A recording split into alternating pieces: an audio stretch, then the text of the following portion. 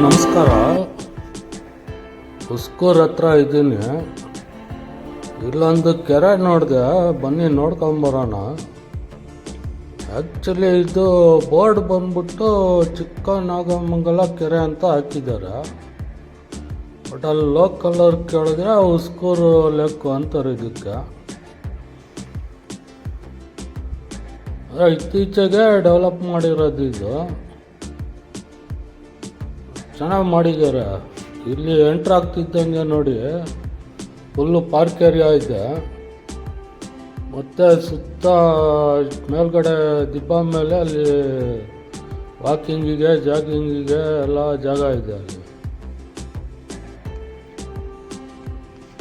Park ನೋಡಿ ಎಷ್ಟು ನೀಟಾಗಿ ಮೇಂಟೈನ್ ಮಾಡಿದ್ದಾರೆ.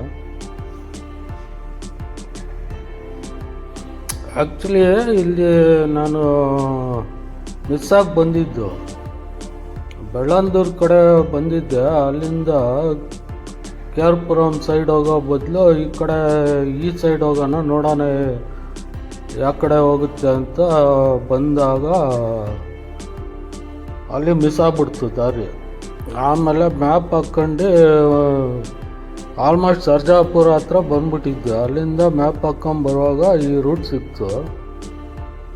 ಅಲ್ಲಿ ಬರ್ತಾ ಇಲ್ಲಿ ಎಲ್ಲ ಗಾಡಿ ನಿಲ್ಸಿದ್ರಲ್ಲ, ಏನೋ ಇದು ಕೆರೆ ಇದೆಯಲ್ಲ ಅಂದ್ಬಿಟ್ಟು ಒಂದು ವಿಸಿಟ್ ಹಾಕೋಣ ಅಂತ ಒಳಗೆ ಬಂದರೆ ನೋಡಿ ಇಷ್ಟು ಚೆನ್ನಾಗಿದೆ ಕೆರೆ ಇದು.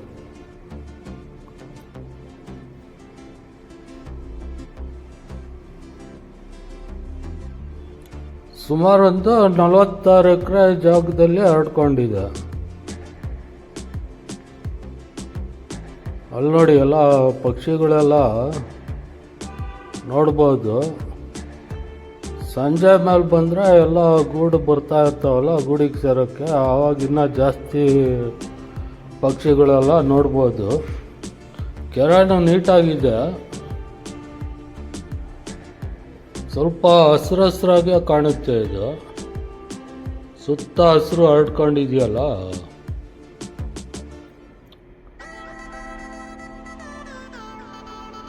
ನೋಡಿ ಅಲ್ಲಿ ಒಂದು ತೆಪ್ಪನೂ ಇದೆ, ಮೋಸ್ಟ್ಲಿ ಮೀನು ಸಾಕಿರ್ಬೇಕು ಅನ್ಸುತ್ತೆ.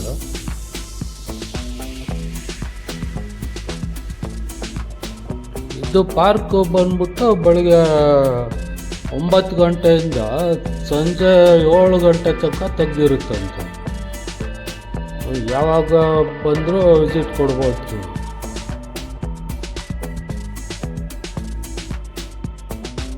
ನಾನೀಗ ಮಧ್ಯಾಹ್ನ ಬಂದಿದ್ದೀನಿ, ಒಂದು 2 ಗಂಟೆ ಹತ್ರ ಆಗಿದೆ ಈಗ.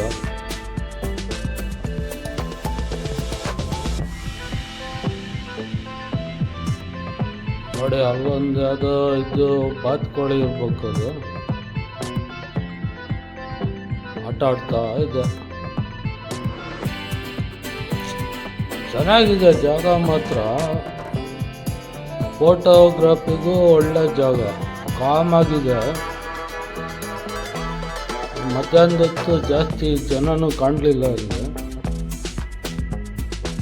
ಅಟ್ಲೀಸ್ಟ್ ಸಂಜೆ ಬಂದರೆ ಸ್ವಲ್ಪ ಕ್ರೌಡ್ ಇರುತ್ತೆ. ವಾಕಿಂಗ್ ಮಾಡೋರು ಅವರೆಲ್ಲ ಬೆಳಗ್ಗೆ ಸಂಜೆ ಬರ್ತಾರಲ್ಲ, ಆವಾಗ ಸ್ವಲ್ಪ ಕ್ರೌಡ್ ಇರುತ್ತೆ ಅನಿಸುತ್ತೆ.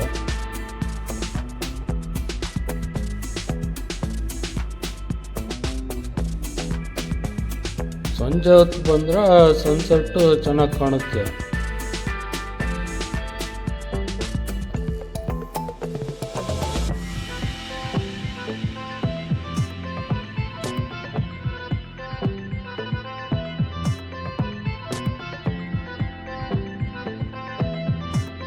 ಅಲ್ಲಿ ನೋಡಿ ಮಕ್ಕಳಿಗೆ ಆಡೋಕ್ಕೂ ಜೋಕಾಲಿ ಎಲ್ಲ ಹಾಕಿದ್ದಾರೆ.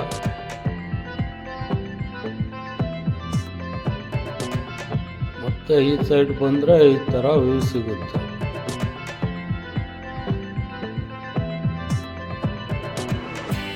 ಸ್ವಲ್ಪ ಚಿಲ್ಡ್ರನ್ ಪಾರ್ಕ್ ಏರಿಯಾ ಟೈಪ್ ಇದೆ, ಜಾರುಬಂಡೆ, ಜೋಕಾಲಿ. ಸಂಜೆ ಹೊತ್ತು ಮಕ್ಕಳು ಕರ್ಕೊಂಡು ಈ ಸೈಡ್ ಬಂದರೆ ಬನ್ನಿ, ಚೆನ್ನಾಗಿದೆ ಜಾಗ. ಆ ಕಡೆ ಮೇಲ್ಗಡೆ ರೋಡ್ ಥರ ಇದೆಯಲ್ಲ, ಅಲ್ಲಿಂದ ಬೇಕಾದ್ರೆ ವಾಕಿಂಗ್ ಮಾಡಿ ಒಂದು ಸುತ್ತ ಹಾಕೊಂಡು ಬರ್ಬೋದು ಕೆರಾನ. ಇವತ್ತಿಂದು ವಿಡಿಯೋದಲ್ಲಿ ಇಷ್ಟೇ. ನಿಮಗೆ ವಿಡಿಯೋ ಇಷ್ಟ ಆಗಿದ್ದರೆ ಲೈಕ್ ಮಾಡಿ, ಶೇರ್ ಮಾಡಿ, ಸಬ್ಸ್ಕ್ರೈಬ್ ಮಾಡಿ. ಮತ್ತೆ ಸಿಗೋಣ ಮುಂದಿನ ವಿಡಿಯೋದಲ್ಲಿ.